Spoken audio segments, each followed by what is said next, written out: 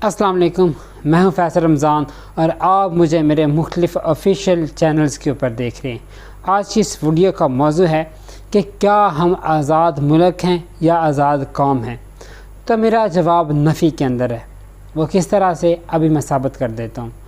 अगर आज़ादी की अक़साम देखा जाए तो मेरे नज़रिए से आज़ादी की 3 अक़साम है। एक जिस्मानी आज़ादी है, दूसरा फ़िक्री आज़ादी है और तीसरा माशी आज़ादी है। अब जिस्मानी तौर पर तो हम 14 अगस्त 1947 को आज़ाद हो चुके हैं, लेकिन फ़िक्री तौर पर अभी तक हम ग़ुलाम हैं। आज़ादी के मानों के अंदर हम सोच नहीं पाते। उसकी बुनियादी वजह क्या है कि हम माशी तौर पर ग़ुलाम हैं। किस तरह से कि आज भी हम भीख मांगते हैं, कभी वर्ल्ड बैंक से, IMF से, कभी एशियन डेवलपमेंट बैंक से, फिर कभी हम चीन से जाके भीख मांग रहे हैं, कभी सऊदी अरब से, और कभी जो है UAE से हम पैसा मांग रहे हैं। तो अभी तक हम माशी तौर पर आज़ाद नहीं हुए। अगर माशी तौर पर हम आज़ाद हो जाते हैं तो हम ऑटोमेटिकली जो है फ़िक्री तौर पर भी आज़ाद हो जाएंगे। अब कुछ ऐसे काम थे जो कि हुकूमती सतह के ऊपर होने थे, लेकिन हमने नहीं किए, तो जिस साबित करता है कि हम फ़िक्री तौर पर जो है, जो पॉलिटिकल एलीट है वो ग़ुलाम है।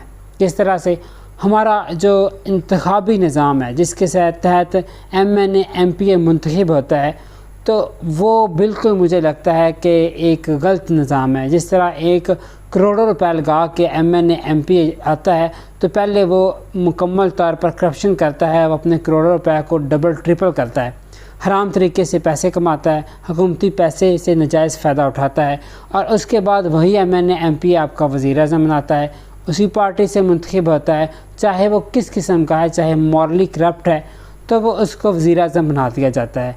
तो ये किस तरह का निज़ाम है कि एक आज़ाद पाकिस्तान के अंदर गुलामाना जहन रखने वाले लोग जो है इलेक्ट कर लिए जाते हैं, या जो करप्ट लोग हैं वो मुल्क के जो है मुहाफ़िज़ बन जाते हैं। तो जिनका मकसद ही करप्शन है तो वो मुल्क की खाक जो है हिफाजत करेंगे।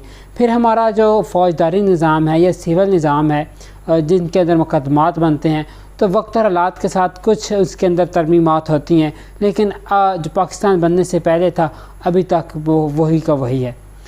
और इस तरह अगर हम देखें कि जो अदारों के दरमियान कॉरेस्पोंडेंस है, ख़त व किताबत है, अभी तक इंग्लिश के अंदर होती है, या अगर हम जो मुख्तलिफ़ ड्रेस कोड जो है फॉलो किया जाता है, तो वो भी हमारा ये है कि पेंट शर्ट को जो है फ़ौक़ियत दी जाती है। भाई क्या पेंट शर्ट पहनने वाला ज़्यादा सोचता है, ज़्यादा फ़िक्र का हामिल होता है? तो मेरा जवाब है बिल्कुल नहीं। भाई लिबास की तब्दीली हो सकती है, आप अपनी तहज़ीब, अपनी सकाफ़त को प्रमोट कर सकते हैं। इसी तरह हमारे यहाँ जो मुकाबला जात के इम्तहानात होते हैं, जिसके तहत आप सिविल सर्विस के अंदर किसी भी शख्स को लेके आते हैं, वो भी इंग्लिश के अंदर है।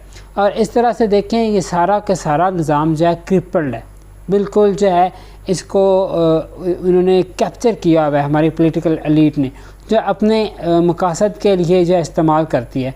तो जो आम शख्स है वो तड़पता रहता है, वो रेंगता रहता है कि उसकी सुनवाई हो सके। और हमारा जो अदालती निज़ाम है वो भी जो है पॉलिटिकल लोगों को जो है हर लिहाज से प्रोटेक्शन फराहम कर देता है, और गरीब जो है उसके लिए इंसाफ नहीं हो पाता। और इसी तरह देखें, अगर यही जो इंतखाबी निज़ाम रहेगा तो पाकिस्तान तरक्की नहीं कर पाएगा। मेरे ख़्याल में पाकिस्तान के अंदर पहली तो बात यह है कि जो हमारा इंतखाबी निज़ाम है तब्दील होना चाहिए। जब इंतखाबी निज़ाम तब्दील होगा, लोगों का हकीकी नुमाइंदा ऊपर आएगा, जो कि सदारती निज़ाम मैं समझता हूँ हमारे जो इस्लामी निज़ाम है इसके करीब तरीन है।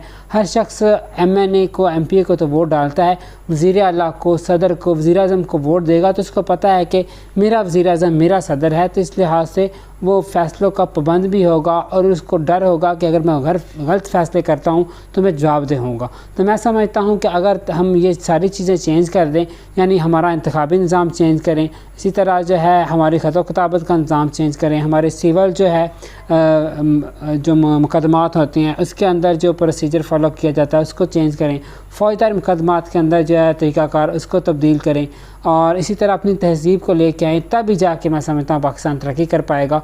और जो हमारे आज़ाद जिस्म है लेकिन ग़ुलामाना सोच है, उससे हम आज़ाद हो सकेंगे। और सबसे बेहतर ये है कि हम माशी तौर पर जो है बिल्कुल अपने पैरों पर खड़े हो जाएं।